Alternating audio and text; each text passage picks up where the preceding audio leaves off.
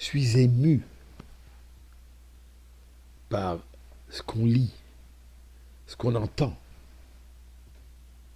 la réaction, les messages des otages qui ont été délivrés. Et avant que je partage avec vous un de ces messages, disons d'abord ensemble le Tilim, le chapitre 100, pour remercier Akadosh Baruch Hu pour cette liberté qu'il a amenée à ses otages, et pour les autres otages qu'il va libérer, et pour le fait qu'il va nous libérer tous de notre emprisonnement luxueux. Et finalement, c'est un emprisonnement. Et ceci par Mashiach. Alors, chapitre 100, Mizmor le Seuil, chers amis, la tzedaka, n'oublions pas. Et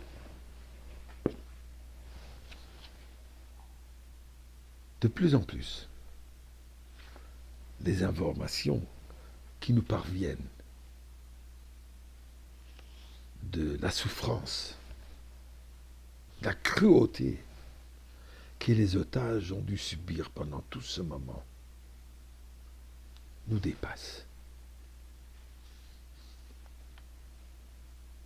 C'est une insulte pour les animaux de dire que ces Hamas se comportent comme des animaux.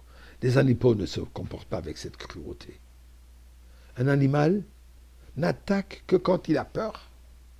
Elle a peur ou quand elle a faim, besoin de se nourrir. Mais n'attaque pas juste pour être cruel. Tandis que ceux-là, la cruauté, tout simplement pour la cruauté, se réjouissent, ont plaisir de voir une personne souffrir, une personne innocente, et même si elle n'est pas innocente, tout simplement, ils adorent et se réjouissent de la souffrance de l'autrui.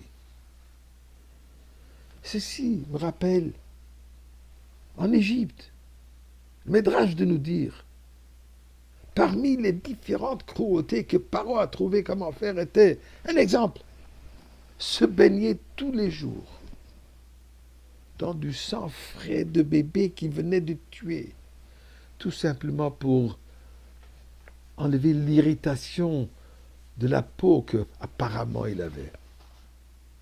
Est-ce qu'on peut penser à quelque chose de plus cruel? Et malgré cela, malgré ces cruautés, le Médrash de nous dire, au mérite des femmes vertueuses, les femmes pieuses, nous étions libérés d'Égypte. Et en réalité, il nous dit que la même chose se passe aujourd'hui. On va être libérés. Nous sommes libérés aujourd'hui, dû à la foi, la émouna des Nashim Tzidkaniot. Cette foi absolue qu'elles avaient en Égypte et qu'elles ont aujourd'hui. Permettez-moi de lire un message d'une otage libérée la semaine dernière, au nom de Daniela Gilboa. Le premier message qu'il a publié sur les réseaux sociaux, après sa libération, dans lequel elle remercie Am Israël et elle partage des détails de son séjour en captivité, voilà ce qu'elle écrit.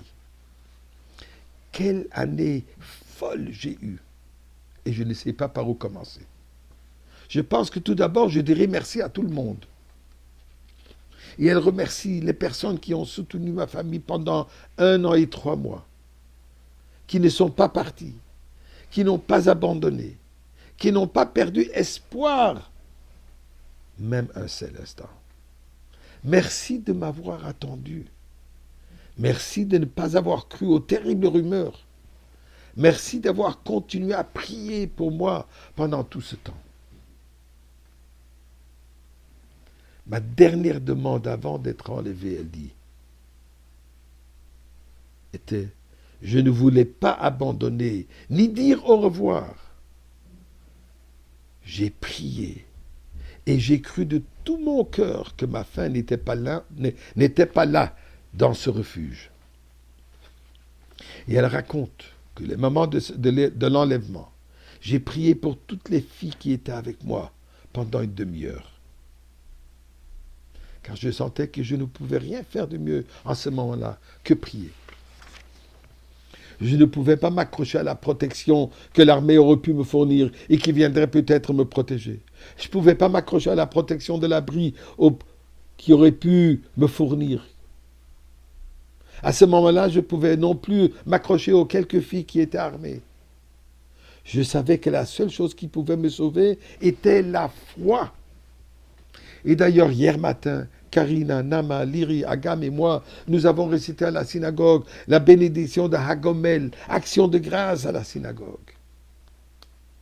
J'ai attendu ce moment depuis le jour où j'ai survécu le 7 octobre pour remercier Dieu qui, contre toute attente, nous a sauvés de la pire chose de toutes. La Emouna, la foi absolue, le message qu'il nous donne. Et c'est cette foi qui finalement nous mène à la Géoula.